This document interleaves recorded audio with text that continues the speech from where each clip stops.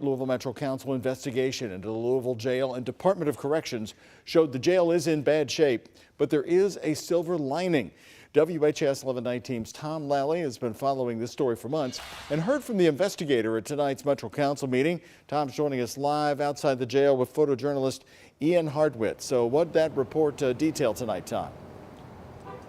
Doug, if you look at it like a report card, Louisville's Metro Department of Corrections gets an F. But its director, Jerry Collins, who started just short of a year ago, gets an A. The investigator said he's made some important changes here. But Collins himself says he faces two roadblocks. That's a pervasive culture that stayed from previous leadership, and then the jail building itself. Obviously, I think our facility is going to get an F. I don't think the people get an F. I think some of the culture that was created will get a what I see as opportunity. Jail Director Jerry Collins says he is working to change the issues highlighted in a 300-page report authored by former FBI agent David Byer. They need to do their job, and that fell off. And I think part of it's due to COVID.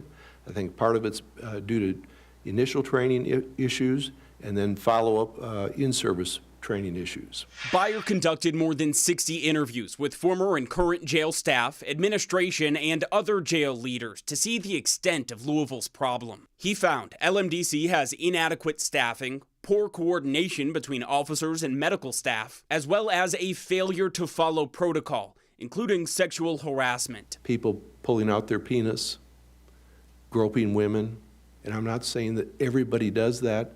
They don't. There are so many good employees here at Corrections. But Byer found past leadership allowed for a toxic culture at LMDC that's carried through. At the base of his concerns is the facility. He says a part of correcting Metro Corrections will be building a new jail. Do you see any methodology that we get there without addressing the facility?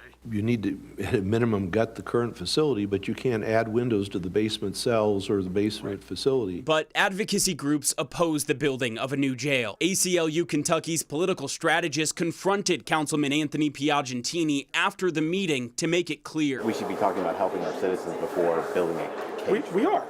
And I think we need to spend more money there than how much it would cost the city to build. But we already are. But the process of building a jail takes years, and Director Collins says they have to continue working on the problems in front of them. And this idea of building a new jail itself is not new. Previously, Mayor Greenberg has said it is not a top priority of his, but addressing the crisis within the jail is. I reached out to his team tonight, and they said that is still the case. They also said the mayor is looking forward to reading through this full report, which is expected in coming days. Live in Louisville, Tom Lally, the WHAS 11 Night Team, on your side.